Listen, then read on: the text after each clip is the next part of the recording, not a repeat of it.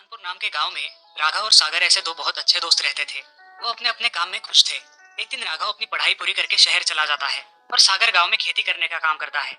बहुत दिन बीत जाते हैं। राघव और सागर अपनी अपनी दुनिया में मशगूल हो जाते हैं। राघव को अब नया जॉब मिल जाता है और उसके चलते उसे बहुत पैसों की कमाई होती है। अब वो गाँव में थोड़ी बहुत जमीन भी खरीद लेता है। दोनों भी दोस्त शादियां कर लेते हैं। उस गाँव में अब सागर और उसकी पत्नी कविता दोनों भी खेतों में काम किया करते हैं और राघव और उसकी पत्नी सुगना दोनों भी बहुत खुश है। राघव को गांव की बहुत याद आती है, मगर इतने पैसों वाला जॉब भी उसे छोड़ा नहीं जाता।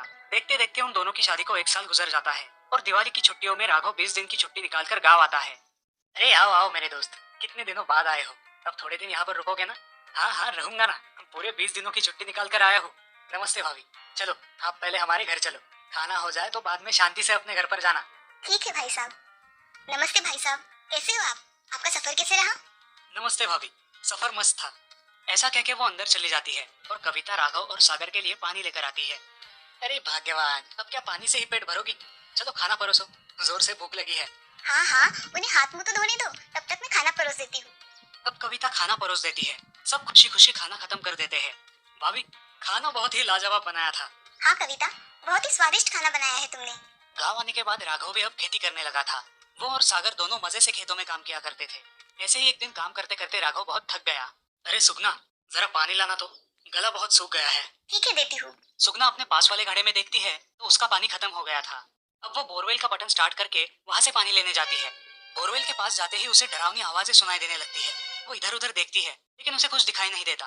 बोरवेल का पानी भरने के लिए उसने अपना घड़ा पानी के नीचे पकड़ा और तभी वहां से एक हाथ निकलकर सुगना को उस बोरवेल में खींचने की कोशिश करने लगा। अरे सुनते हो? अरे ये हाथ मुझे खींच रहा है। अरे बचाओ, अरे मर गई मैं तो। अरे छोड़ ना नासपीटे, तेरा क्या बिगाड़ा है मैंने? अरे सुगना, क्या हुआ है तुम्हें? तुम उस बोरवेल में जाकर क्यों खड़ी हो? चलो आओ। अरे ये मुझे अंदर की तरफ खींच रहा है, बचाओ मुझे। तब राघव सुगना का हाथ पकड़कर उसे बाहर खींचने लगता है। राघव के गले का ताबीज देखकर वो भूत उसे छोड़ देता है। अच्छा हुआ जी आपने मुझे खींच लिया, वरना ये बोरवेल तो मुझे मार ही डालता।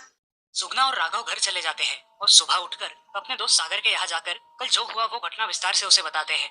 अरे राघव, मैं इस भूत प्रेत पे विश्वास नहीं रखता, मगर तूने जो जमीन ली है ना, उसकी बोरवेल बहुत पुरानी है और लोग कहते हैं कि वहाँ पे भूत का साया है। मैं इन बातों को नहीं मानता, इसलिए मैंने तुम्हें बताना जरूरी नहीं समझा। अब क्या करे? सुगना भी बहुत डर गई है, अब खेत में जाने का नाम ही नहीं लेती। अब मैं जल्द ही यहाँ से निकल जाऊंगा। अरे राघव, निकल जाना समस्या का हल तो नहीं है ना, पर तुम निकल कर कभी ना कभी तो वापस आओगे ही अपनी जमीन के पास। क्या तब भी भाग जाओगे? समस्या भागने से और बढ़ेगी, और समस्या का समाधान कर दिया तो कम हो जाएगी।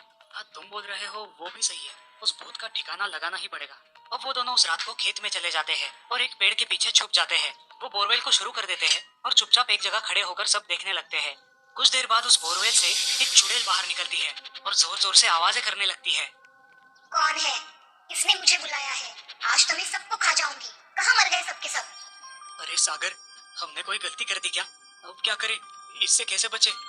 डरो मत, अब हम इसके बोरवेल में जाने का इंतजार करेंगे। चुपचाप खड़े रहो। अरे मुझे बहुत डर लग रहा है, अब हम क्या करें? चलो भाग चलते हैं। चुपचाप खड़े रहो यहाँ पर, आवाज मत करो। सागर और राघव पेड़ के पीछे छुपकर उस चुड़ैल को देखते रहते हैं। बहुत देर हो जाने के बाद भी कुछ खाना ना मिलने की वजह से चुड़ैल जोर जोर से चिल्लाने लगती है। तभी उसे खेत में एक कुत्ता नजर आता है। वो उस कुत्ते के पास जाकर उसे खा जाती है। ये सब देखकर राघव और सागर डर के मारे पानी पानी हो जाते हैं। अब चुड़ैल वापस बोरवेल के अंदर चली जाती है। सुबह हो जाती है और राघव और सागर अपने घर चले आते हैं। अरे सुगना, सच में वहाँ पे भूत है। तुम कल बोल रही थी ना, वो सही है। हमने कल ही हमारी आंखों से भूत को देखा है। मगर हमारी बात का कोई विश्वास नहीं करेगा। अगर हम गांव वालों को ये बात बताएंगे तो वो हमें पागल कहेंगे। मगर क्या किया जाए जिससे सांप भी मरे और लाठी भी ना टूटे? मुझे मेरे विचार से हमें बोरवेल के पास